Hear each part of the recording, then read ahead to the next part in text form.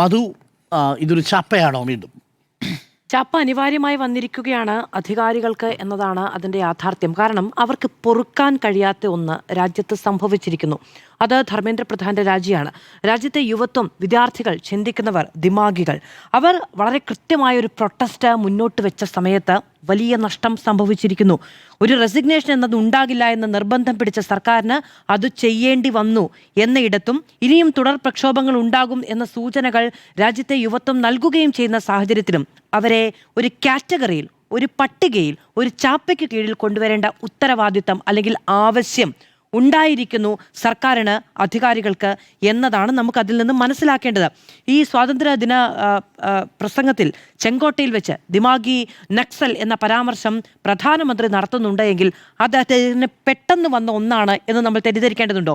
ഒരു പ്രസംഗ മധ്യേ പെട്ടെന്ന് എടുത്തുപയോഗിച്ചൊരു വാക്കാണ് ദിമാഗി നക്സൽ എന്ന് നമ്മൾ വിചാരിക്കേണ്ടതുണ്ടോ? ഇല്ല, അത് വളരെ പ്ലാൻഡായി പ്രൊജക്റ്റ് ചെയ്ത ഒരു വാക്ക് എന്ന നിലയ്ക്ക് തന്നെ നമ്മൾ കാണേണ്ടതുണ്ട്. അതായത് ആശയപരമായി നക്സൽ ചിന്താഗതിയുള്ള മനുഷ്യർ നമ്മുടെ സമൂഹത്തിൽ ഉണ്ടായിരിക്കുന്നു എന്നതാണ് പറയുന്നത്.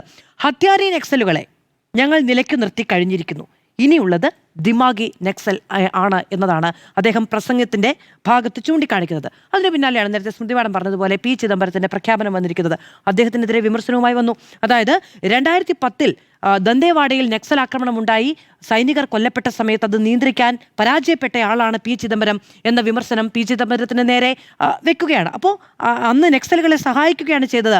അതുകൊണ്ടാണ് പി ചിദംബരം ഞാൻ ദിമാഗി നക്സലാണ് എന്ന് പറഞ്ഞത്, അല്ലാതെ ഈ രാഷ്ട്രീയ പ്രതിരോധം എന്ന നിലയ്ക്കല്ല പറഞ്ഞത് എന്ന് അദ്ദേഹത്തിനെതിരെ വേഗം എത്രയും പെട്ടെന്ന് കൗണ്ടർ വന്നിരിക്കുന്നു എന്നതാണ്.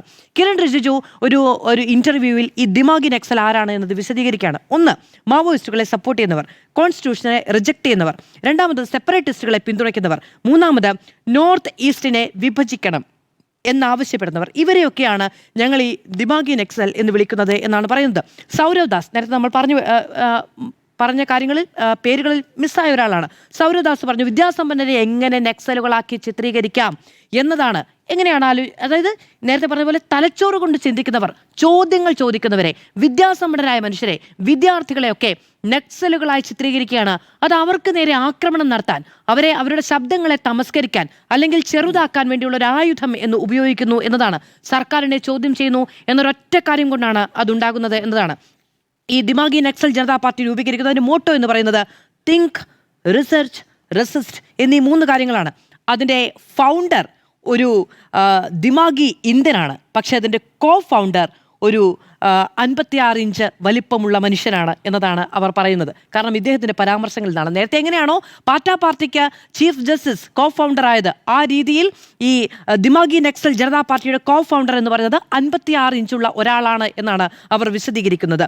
ഇനി പ്രതിപക്ഷത്തിനെതിരെ ഉന്നയിക്കുന്നത് നേരത്തെ പറഞ്ഞതുപോലെയല്ല. അതായത് ഈ അർബൻ നക്സൽ എന്ന പരാമർശം പാർലമെന്റിൽ ഉണ്ടായിട്ടുണ്ട്. ആർക്കെങ്കിലും എതിരെയല്ല, പക്ഷെ അങ്ങനെ ഒരു പരാമർശം പ്രധാനമന്ത്രിയുടെ ഭാഗത്തു നിന്ന് തന്നെ പാർലമെന്റിൽ ഉണ്ടായിട്ടുണ്ട്.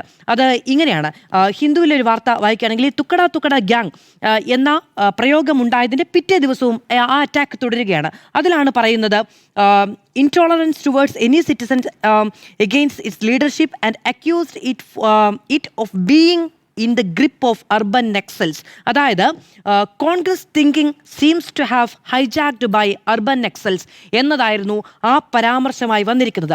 സോണിയാഗാന്ധിയുടെ നേതൃത്വത്തിലുള്ള ദേശീയ ഉപദേശക സമിതിയിൽ പലർക്കും നെക്സൽ ചായ്വുണ്ട് എന്നും അവർ സർക്കാരിൻ്റെ നയപരമായ തീരുമാനങ്ങളെ സ്വാധീനിച്ചു എന്ന വിമർശനവും BJPക്ക് മുൻകാലങ്ങളിൽ ഉണ്ടായിരുന്നു.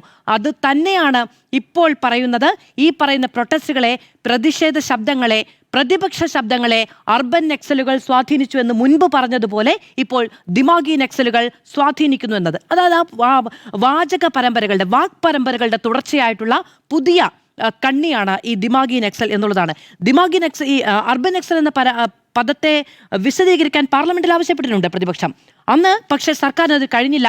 പാർലമെന്റ് രേഖ തന്നെയുണ്ട്, അങ്ങനെ ഒരു കാര്യത്തെക്കുറിച്ച് വ്യക്തമായി വിശദീകരിക്കാൻ കഴിയുന്നില്ല എന്നത് പാർലമെന്റ് രേഖയായി തന്നെയുണ്ട്. നമ്മൾ ഈ ലവ് ജിഹാദിനെ കുറിച്ച് ചോദിച്ചപ്പോൾ അതിനെ നിഷേധിച്ചുവല്ലോ, സമാനമായി. പക്ഷേ അങ്ങനെ സ്വന്തം പാർട്ടിയുടെ സർക്കാർ നിഷേധിച്ചൊരു വാക്കാണ് അർബൻ നക്സൽ എന്നിരിക്കെയാണ് പുതിയ വാക്ക് പ്രധാനമന്ത്രി പ്രൊഡ്യൂസ് ചെയ്യുന്നത് എന്നതുകൂടി നമ്മൾ ആലോചിക്കണം. എന്താണ് അർബൻ നക്സൽ എന്ന് നിയമപരമായി വിശദീകരിക്കാൻ കഴിഞ്ഞിട്ടില്ല. പാർലമെന്റിൽ ആ ചോദ്യം വന്നപ്പോൾ അപ്പോഴാണ് പുതിയ ദിമാഗി നക്സൽ വരുന്നത് എന്നതാണ്. ഇനി മറ്റൊരു കാര്യം കൂടി അന്ന് പ്രധാനമന്ത്രി പറഞ്ഞു.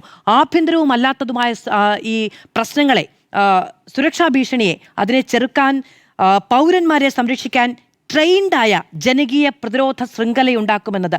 ആരാണ് ട്രെയിൻഡായ ജനകീയ പ്രതിരോധ ശൃംഖലയ്ക്ക് നേതൃത്വം നൽകുക?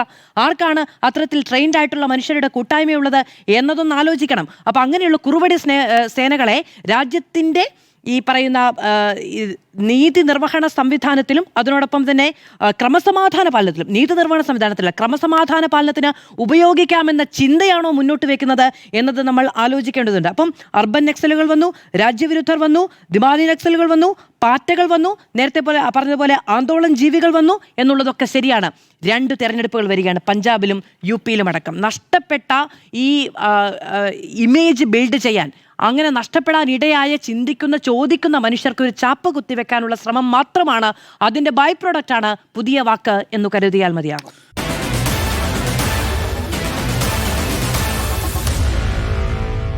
Meet the editors.